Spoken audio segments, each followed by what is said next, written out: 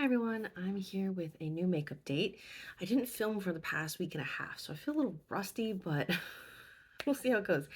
Sorry if it feels repetitive to be wearing this shirt again. I plan on batch filming, including one for the Paralympics, and it's also July 4th week, so I felt like it was appropriate to pull it out. And yeah, sometimes like a star shirt just isn't appropriate for every occasion. I was like, I'm just gonna wear it when it seems even somewhat appropriate. So, ta-da!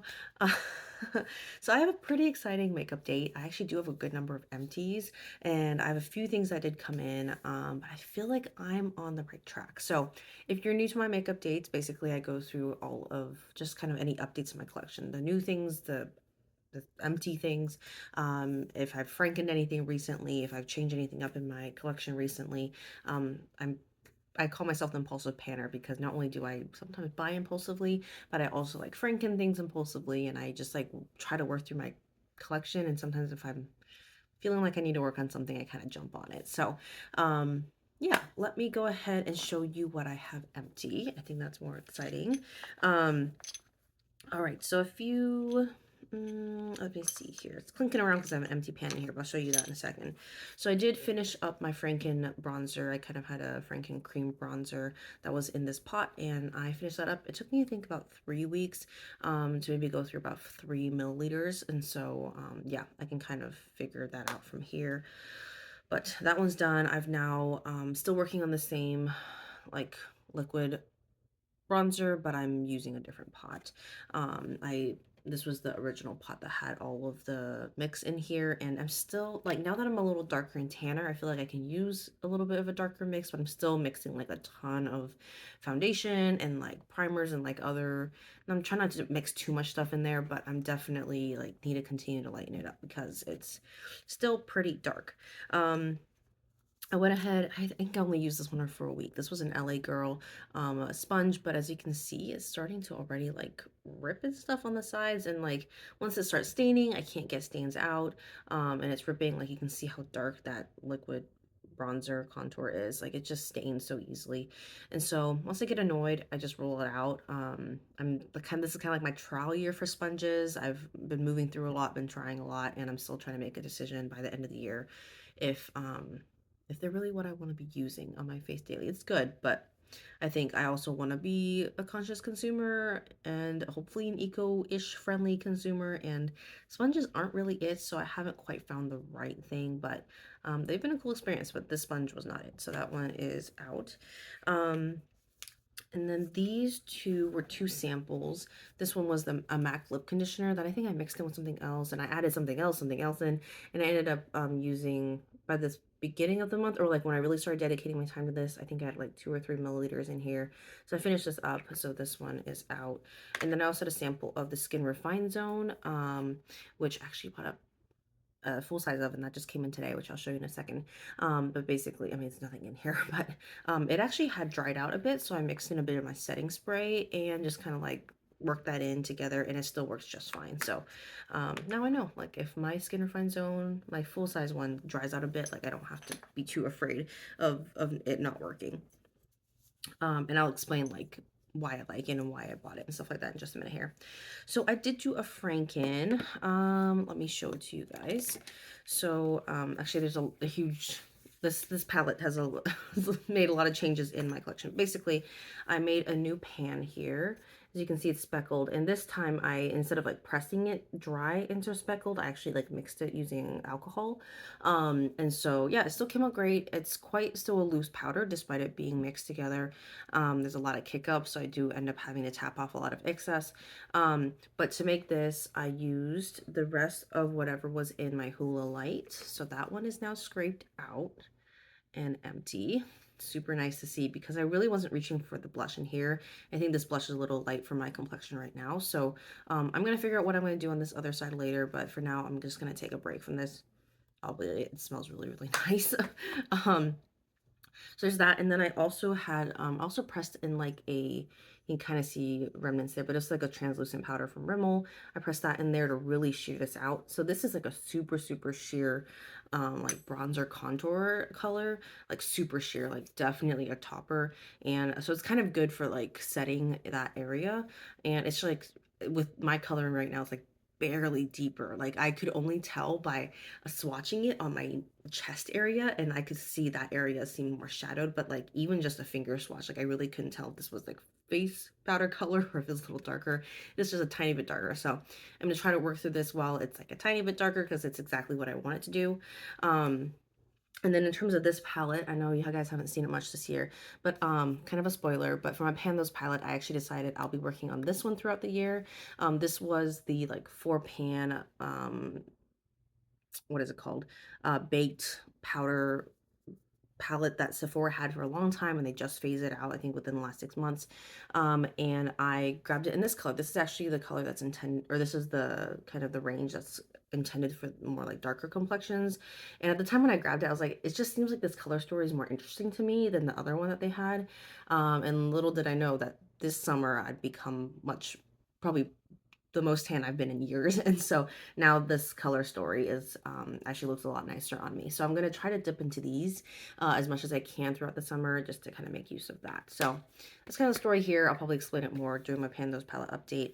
I did end up popping like that Franken shade in here, which because this was the palette I'm using and it doesn't really fit in anywhere else in terms of like what I have out in my daily makeup collection. And actually it's nice. There's a sizable gap between the lid and the other products, and it just works out just fine. So I thought that was interesting.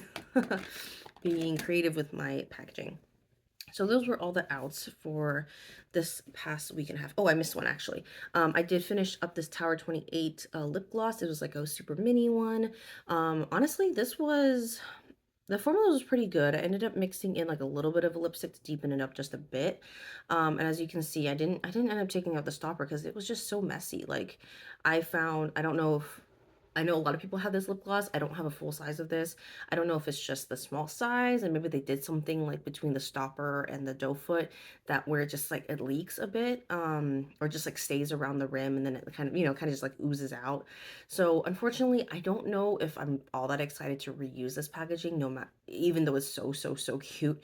Um, I I don't know if I don't know if a thicker formula would be better with this or if it's just going to be a bigger of a mess. I might end up experimenting just because I have like a ton of lip glosses and this is such a cute tube. And maybe just seeing if I can just use this again because this is so cute. But I'm not really comfortable with like traveling with it and stuff like that just because of how messy it can get. So that's the story here. But yes, I finished this in about a week, I think. I carried it around in my pocket, like it was came everywhere with me. So I really just tried to power through this because I was feeling a little down that I wouldn't have a new lip product that would be empty soon. So I was like, I'll just power through one of these minis and see what happens. So that is that. And then let's go into the things that came in. Actually, not too much, but I kind of have a few kind of random things. First is an oat cleansing balm. This is like the huge 5 ounce size that Inky List carries. And I was like, this is such a good deal. And like, since I'm into good deals and having good like, if it has value, if it's like a value size, sometimes I'm grabbing that one. So given the fact I'm not super picky with my like cleansing oils or cleansing balms. I don't really like them in a pot, so I was like, oh, this one comes in a tube. I'm a little bit more intrigued by this. Also, I mean, I know I don't like squeeze tubes, but I was like, I think I'll deal with it being so big. I won't need to like decant this for a while. Um, but yeah, like none of the other cleansing oils, like they just seem too expensive for what they were, and I think I just need a good heavy duty like first step cleanser, especially when I have like kind of a heavier face on.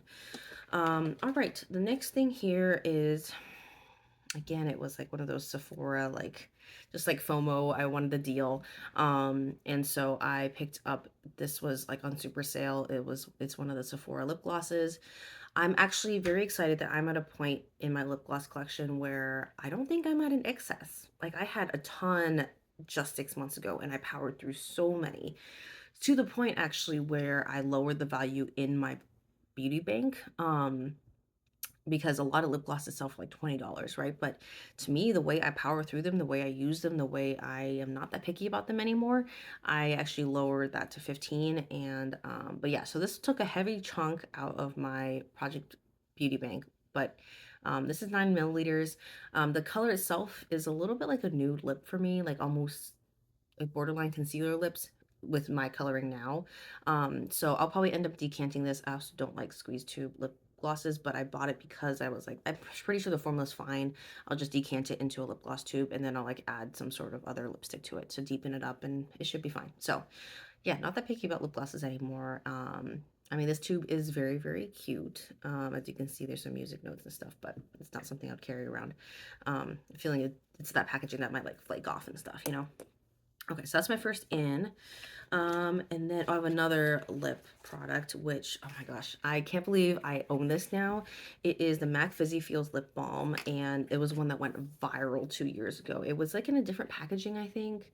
Maybe like a pink packaging, but they came out with a silver version last year, but like same product, and it's in the shade Taste for Bubbles, and I couldn't believe I found it on sale on the MAC website.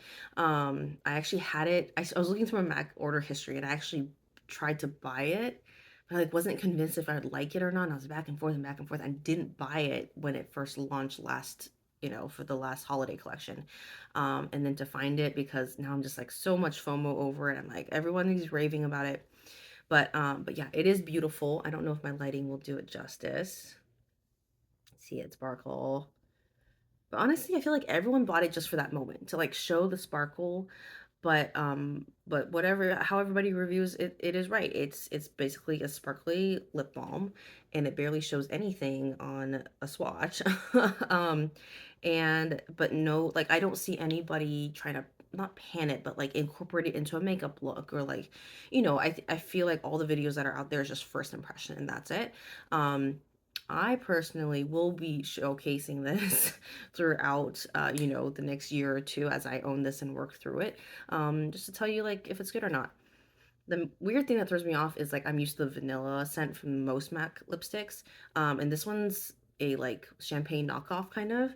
I don't drink alcohol, so it's really weird to have like an alcohol-y-esque scent come from my lip product, but it's not like too off-putting to me. It's actually kind of tasteful, pun kind of intended because the name of this shade is Taste for Bubbles or Taste for Bubbles. But yeah, I think I'll be enjoying it. Just the packaging alone is really nice. I think just getting to use it for me, since I just got it for about a week, it's like, wow, like, this is so special. Having my hands on a viral product, of course, and something that's like pretty workable for me. So yeah, this one also counted against my beauty bank quite a bit, but I jumped on it because I'm kind of like that. FOMO, nostalgic, even though it's only a few years old, but I actually enjoy pairing the two recent lipsticks I got, this lip balm, and then sometimes if I feel like it's a little too glittery, then I put the Sweeter Cinnamon shade on top. This is just like a luster glass, like sheer lipstick. And yeah, those seem to work together for my complexion right now. So very excited that is in my collection. And then I did mention the MAC Skin Refine Zone, so that's the other thing that I placed in order with. I actually had like, I think it was both like, was it 40% off plus I had a $10 off coupon. So I feel like my actual financial loss wasn't that much. In terms of my beauty bank, a little much, but you know what? I decided I was gonna eat it. This is under the MAC Prep and Prime line. This is marketed, it's not very widely known, but it's pretty much like a matte primer. Like it fills in pores, it mattifies, and it stays matte throughout the day. Like when I put this on, like especially I think I went through at least like 3 or 4 containers of samples to really get a feel for it. And I was just like amazed every single time by how it just like mattifies. Let me see if I can show it to you guys. I'll just put the littlest, you only need the littlest bit. My only fear, I think, especially now that I've experienced a few like squeeze tube MAC products, is that sometimes they need to be mixed, but it doesn't make sense in a squeeze tube, right? Like, how do you like really shake up a squeeze tube and there's no like ball in here or anything like that? But anyways, we'll see what happens. So it comes out as a very like milky type of formula, but you only need like the tiniest bit, like barely anything to make it work. Like I just dabbed a little bit on my finger there. And then let me see if I have like a shiny bit to show you, I guess this spot. but it just like mattifies so quickly. Not that that really showed you anything, sorry. But yeah, especially over pores, that's where I am the most impressed. My T-zone, I definitely have bigger pores around my cheeks. I'm just really impressed by this product. Like it's definitely a special product for me and in my experience. Um, I'm sure people will say there's other products that do similar things, but despite me trying other types of things, it just like hasn't compared. And so um, because I did declutter that elf like gripping primer, um, I was like, I think especially during the summer, I need something like this, and so that's why I picked it up during the sale. And I think I'll actually make some pretty good use on this. So excited to have that in my collection. Only 15 milliliters. It's not even a full ounce like most primers are, but you need to use so little to make it work. So, and it's not intended for over the face. It's really just for those target areas. So that's why I think it's a pretty good value. And then some samples that I got was with my Sephora order. That was with the lip gloss. That's actually the main reason why I ordered this, was because I really wanted an eye cream that they had as a 100-point perk. Is the autocorrect by Sunday Riley. I was like, wow, this is an expensive brand, and I think it's like $68 for like the full size. And this is 3 milliliters, so honestly a fifth, and like each milliliter takes forever to go through for an eye cream, anybody knows. um so I picked this up because I thought I had lost like my full size eye cream or eye serum a while back, and guess what, today I found it. It was like in the bottom of a drawer. I knew it was still in the room, but like I was already kind of annoyed by it, so I kind of like checked out and was like, I can't find it, I don't care. And I even had gotten like multiple samples of eye creams and stuff like that. Like I don't know, at least in this season, one, I don't really know if they're working for me, and two, I don't know if I can bring myself to buy a full size one. One, it takes me so slow to go through them. Samples take me like a month or two. And so I'm like, if I'm a person that likes to switch things up, like getting a decent sized sample or even two or three, because Sephora will give you multiples of like different kinds. And like just one sample haul will take me at least 2 months to get through, right? So, so I don't know. With that thinking, I'm like, basically, I mean, am I cheating the system? Maybe, but that's my thought process around it at least. And then I got just like a small sample of an ultra facial cream. I asked for two samples, but they only got me one. I guess they ran out of the other one I asked for. So, anyways, that is my ins and outs for the month. I honestly don't have a ton of other thoughts around my collection right now. I think I'm just kind of in a transition period, honestly, trying to get used to this warmer complexion. So like some things that are more cool toned are like super cool toned on me now, and so I really have to like make it work. So like actually something really exciting and kind of a spoiler is that I am trying to pan my Burberry eyeshadow. This brand doesn't even exist anymore. I picked this up when I first got this shade, because I mainly picked it up for the packaging more than the color. I was like, wow, this is a really, really gray tone. Like, I don't know how I'm gonna make this work. It's so taupey. Like, it's not even a contour on me, right? Like, it's just so gray. But when I start mixing this with warm, like super warm colors or like gold tones, ones that I find that pull too yellow for me, like that's where I think this is right now my, honestly, a superstar in my collection. Not superstar, but like it's it's being used a lot because I'm really using it to transform shades and to bring two warm shades to be more wearable. And I think that I've been able to make it work. So I'm just kind of doing things like that to get use out of multiple products and really be able to enjoy my collection that way, and to practice that kind of creativity. So I think I will leave you with that. And so, for everybody that's celebrating 4th of July, happy 4th of July, and I'll see you in my next video. Thanks so much for watching.